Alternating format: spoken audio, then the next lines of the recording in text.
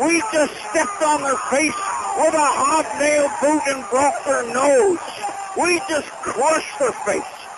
What's up, guys? Welcome back to the Glory UGA podcast, brought to you by our good friends at MyBookie. Make sure to check them out today for all your college football betting action needs. Just go to mybookie.ag, use our code UGA when you sign up for a new account. And guys, your first bet is going to be fully covered, all the way up to $500. So jump on that deal while it lasts. But today on the show, I am going to explain why it is about time that Georgia quarterback Gunnar Stockton gets some real legitimate love for the Heisman Trophy. Before we get there, if you are a diehard Georgia fan, you come to the right place. Everything we do here on this channel is designed for all you Georgia diehards. So go ahead, subscribe right now, hit those notifications so you don't miss any of the content we have coming your way the rest of the season and beyond. Like the video and comment. Let me know, what do you think? Am I crazy? Am I certifiably insane, even remotely suggesting that Gunnar Stockton should be in the conversation for the Heisman Trophy? Let me know what you guys think. But today I do want to expound on that. I want to expound on something that I did touch on briefly in my Ole Miss recap episode earlier this week. If you didn't get a chance to check that out, check that out. But what I do every week, guys, after Georgia games is give you my top 10 takeaways from those games. And one of those takeaways in my Ole Miss recap, as anyone who watched that game might guess, was that Georgia quarterback Gunnar Stockton was unbelievably good and was one of the major reasons why Georgia was able to knock off a top 5 team here in Athens over the weekend. And after so much oxygen was dedicated to the question of, can Georgia really win with Gunnar Stockton all offseason long? How many times do we hear variations of the same question? How many times do we hear the skepticism voice? Thinly veiled at best skepticism. And at this point, guys, as we sit here a little bit more than halfway through the regular season, I am at the point, as I said earlier in the week, that I just don't want to hear anymore. I do not want to hear any more of those questions of, can Georgia win with Gunnar Stockton? I personally was pretty much sold after the Tennessee game, as I told you guys back when that happened in September. A lot of other people out there, however, not so much. There was still a lot of skepticism. Like, okay, all right, you kind of did it there in that one game, but like, can you do it again? There's still a healthy amount of skepticism out there. But now, guys, after leading Georgia to gut check wins in its 2 toughest road tests of the season, in 2 crazy hostile environments, very tough place to play, and coming back home last weekend to put together what I think is pretty clearly his best performance yet in his career. A 26 of 31, 289 yards, 9.3 yards per attempt, 4 touchdowns, 0 picks, 10 rushes, 59 yards, another touchdown, so 5 total touchdowns, 0 turnover performance against a top 5 opponent. I am of the mind that it is clear at this point that, far from being that question that everyone was telling us he was going to be throughout the offseason, to me, Gunnar has gone beyond that, guys. It is now clear that he has demonstrated that he is no longer a question, but one of the reasons why Georgia still has a shot to win a championship this year. Not saying Georgia's going to win. It's a long way to go, guys. We got some flaws. We got some things we got to clean up, some things we got to fix, of course. But we got a shot, guys. We are one of the better teams in the country, and Gunnar Stockton is a big part of why. One of the biggest reasons why Georgia still has a shot to win a title. But I told you guys that earlier in the week. So I want to take it a little further than that today. The more I thought about it as this week has progressed, not only do I think that it's time for the Georgia fan base at large, at least the holdouts, guys. I know a lot of you out there, most of you out there have recognized earlier than Saturday that Gunnar Stockton is kind of a dude, but at least the holdouts out there, not only is it time for us to recognize that he is a dude, but on a broader level, I think it's time that Gunnar Stockton starts to get some real love as a legitimate contender for the Heisman Trophy. Now, let's make sure you hear what I'm saying here, guys. I don't want anyone putting words in my mouth. I don't want my words get twisted. I'm sure somebody will, but let's just be clear what I'm saying here. I am not saying that Gunnar Stockton should be the front runner for the Heisman Trophy, nor am I declaring that Gunnar Stockton should win the Heisman Trophy right now. That's not what I'm saying, guys. That's not the point of this video. of this conversation. All I am saying, as I'm going to lay out here for you in a few minutes, is that the dude deserves to be in the conversation. He deserves to be on the short list, so to speak. Right now, objectively, honestly, Ty Simpson, Alabama quarterback Ty Simpson, would be my front runner right now. If we voted today, the season ended right now, we're voting for the Heisman Trophy, and I had a vote, my vote would go to Ty Simpson. That guy has had an incredible first half of the season against one of the toughest schedules in the country. He has been nothing short of fantastic. First game, not so great, but there's some extenuating circumstances with that game. First game, weather game, all that. But since that point, guys, he has been really, really, really freaking good. Fernando Mendoza, Indiana quarterback, also clearly has to be in the conversation if you watch any college football this season. Honestly, Vanderbilt quarterback Diego Pavia, he's got to be in the conversation. If you really want to go best player, I know the Heisman Trophy is not always about the best player. They tell you it's about the best player or the most outstanding player, but 20 of the 25 years in this century, the Heisman Trophy has gone to a quarterback. So it's usually the quarterback who puts up the best numbers or has the most hype or plays on the best team, some combination of that. You have to have like an insanely historic year, be like a very unique player like Travis Hunter a year ago to be a non-quarterback who gets a sniff of the Heisman Trophy. But if we want to go best player, kind of like I felt like Roquan Smith in 2017 was the best player in the country. This year, I mean, David Bailey, edge rusher from Texas Tech, guys. Yeah, if you haven't watched Texas Tech play, watch them play. I know they lost last week to Arizona State, but that dude's got 10 and a half sacks through 7 games.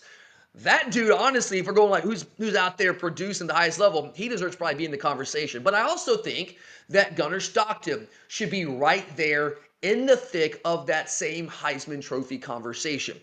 But you don't really hear Gunnar Stockton's name really brought up in those conversations. If you do, it's kind of like an afterthought, like, oh, after all these guys, if you hear his name brought up at all in those conversations. You hear Ty Simpson, and that makes sense, right? Plays at Bama, high-profile program, has played in high-profile games this season, has played a really tough schedule, and he's been freaking awesome. So yes, like that makes sense. He should be in the conversation. He checks all the boxes that you want a quarterback to check for a Heisman Trophy candidate. You hear Fernando Mendoza mentioned a lot. Why? Well, he's putting up big numbers. His team keeps winning.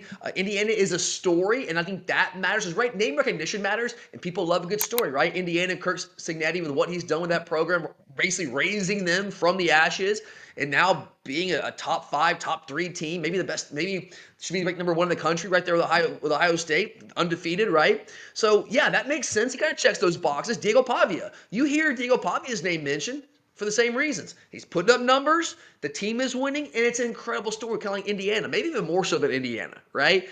If Vanderbilt rising from the ashes, Diego Pavia putting that team on his back. He has some name recognition from last year because he's just a fun dude. He kind of has that personality. Put up some numbers and helped Vandy become a solid team last year. Now they're taking the next step. He also sued to get his eligibility. So there's some name recognition there. So he checks the boxes. It makes sense. But isn't Gunnar Stockton doing the same things? Isn't he checking the same boxes that all those other guys that I just mentioned? If you want to throw Julian Sayin in there from Ohio State, yeah, put up big numbers, plays for a great program, plays for a team that won the national title last year, makes sense. He checks all those boxes. You can throw him in there too. But isn't Gunnar Stockton, again, checking all those same boxes? Let's run through this real quick, guys. I don't want to weigh you down with too many stats, but I just want to put this into perspective for you, all right? I want to back up what I'm saying. I don't want to just say, oh, Gunnar should be in the Heisman Trophy conversation and just leave it at that. I want to show you why I think it makes sense for him to be in that conversation. So Ty Simpson, been awesome, guys. Again, he'd be my front runner right now.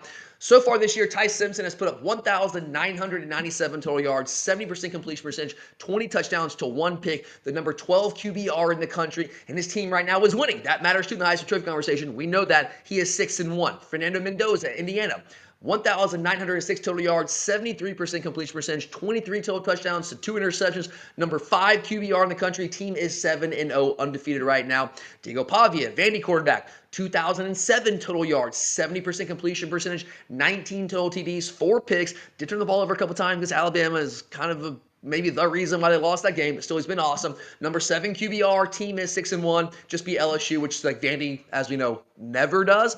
Julian Sayin, Ohio State, should probably be in that conversation as well. 1,889 total yards, 80% completion percentage, 19 touchdowns, 3 picks. Number 4 QBR in the country, team is currently undefeated. It makes sense. Again, checks all the boxes. But let's look at Gunnar Stockton. How does he measure up to those guys that are clearly prominently mentioned in all these Heisman Trophy conversations? Well, Gunnar, 1,832 total yards, 70% completion percentage, 17 total touchdowns, one interception, the number 2 QBR in all the country. Team is 6-1. All right. So Gunnar's numbers, clearly, as I laid out there for you, aren't quite what the numbers of Simpson and Mendoza and Pavi are, but we're talking like marginally different guys, incredibly close, not that far off, like negligible difference here, right? And here's the thing with Gunnar too. He has done it, put up those numbers, even if they are like ever so slightly, negligibly below some of those other contenders. He has done it against one of the most difficult schedules in the country. According to ESPN's College Football Power Index, Georgia currently through 7 games, more than halfway through the season, has the number 8 strength of schedule in the country. Now, Bama has the number 2 strength of schedule. They had a brutal stretch of 4 straight games against ranked opponents. They came through unscathed, and Ty Simpson was a big reason why. And that, again, is why Ty Simpson would be my front runner. I want to make that clear. But the others, Mendoza, great numbers. Like, he checks all those boxes, right? But he's done it against the 30th ranked strength of schedule. Not horrific, but I mean, a power conference team, strength of schedule being ranked in the 30s, not exactly a murderer's row either, right? Pavia, great numbers, deserves to be in the conversation, checks a lot of boxes, but has done it against the number 36 strength of schedule to this point. Now, their schedule picks up here, but right now, 36 strength of schedule. Julian Sand, great numbers, checks a lot of boxes, but Ohio State has the number 33 strength of schedule through this point in the season. So with Gunnar, while the numbers are very, very close, the numbers also don't tell the whole story with this guy. He's done it against an incredibly difficult schedule, a more difficult schedule than a much significantly more difficult schedule than the other contenders that you're hearing mentioned probably with the Heisman Trophy conversations, with the exception of Ty Simpson. But the numbers we're going to get don't tell the whole story. Not only has he put up comparable numbers, guys, but he has been arguably the most clutch quarterback in the entire country. You find me a guy, tell me, who is it, guys? Like, I rack my brain, and maybe I'm just missing somebody here. I don't know. But what quarterback has answered the bell when all the chips are down, when times look bleak, the way that Gunnar Stockton has time and time and time again in big spots, in big situations? He has come through, guys, time and time again. I'm talking like when it looks absolutely bleak, when Georgia was kind of dead, when the dogs need him the most, Gunnar Stockton has consistently answered the bell. Down 21-7 the first half at Tennessee. Tennessee throwing haymakers from the jump. Georgia staggering. Don't worry, guys. I got you. Gunnar's got it, man. Down 38-30. 4th and 6 with 2 minutes, 32 seconds left on the road in Neyland Stadium, one of the most hostile environments you will ever find. Guys, I was there. I'm telling you, I've been to every Georgia-Tennessee game in that stadium since 2009. That was as loud as I have ever heard that stadium. Even though it wasn't at night, the loudest I have ever heard that stadium. It was freaking rocking. 100,000 plus strong. They're salivated. They haven't beaten Georgia in 8 tries. They're up 8. 2 minutes, 32 seconds left. They got Georgia 4th and 6. If Georgia misses this play, game over. What does Gunnar Stockton do? Not only does he pick up the first down, he goes for the jugular.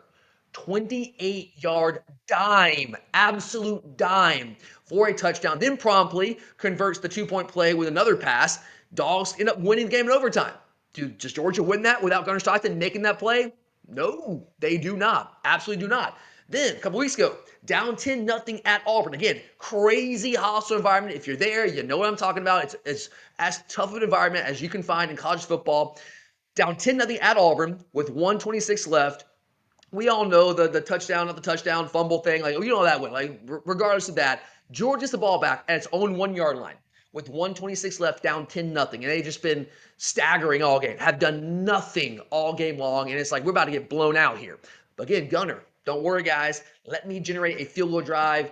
with very little time left to at least get to a one-score game. 10-3 going to halftime, carry a little bit of momentum going into the half. Then you come out in the second half and you put the offense on your back. That's what Gunnar did, guys. He put the offense on his back without much of a run game. It's the only game that Georgia's not been able to run the football almost at will this season. And you do it with a mash of an offensive line. Banged up all over the place, freshmen all over the place. You're running for your life against a top 20 defense at night in one of the most hostile environments in the country, and you find a way to lead your team back. And that includes going all Superman with a diving touchdown to ice the game in the fourth quarter.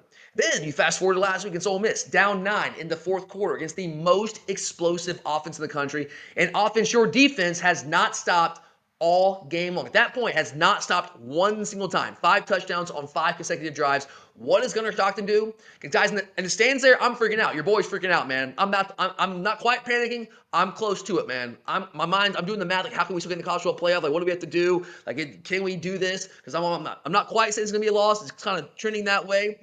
But hey, Gunner's got us. Again, engineers back-to-back touchdown drives in the fourth quarter to take the lead. Then we're up by 5 with 6 minutes left. We get the ball back on our own 10, and you need another score to feel comfortable. Again, your defense just got to stop for you, but those stops have been very few and far between at that point. If you really want to feel comfortable winning this game, you need to engineer another drive from your 10-yard line to go down there, put some points on the board, and win this football game. And then you get a first down, then another first down, you lose 2 yards. So 2nd and 12, then what does Gunner do? Drops an absolute dime down the sideline for 36 yards to Dylan Bell to get into Ole Miss territory and set up a field goal that puts us up 8. And guys, we had to keep pace with Ole Miss all game long. Again, five drives, 5 touchdowns for Ole Miss.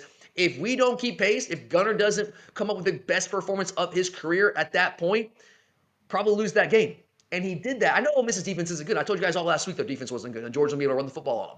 But to do that in that spot, when the chips are down against a previously undefeated top 5 team, things like that matter too, right? Again, this guy keeps coming up huge in the biggest moments, time and time again. That matters too. So not only is Gunnar Stockton putting up the requisite numbers to at least put him in the Heisman conversation, he's a straight up dog too. That's what I'm telling you.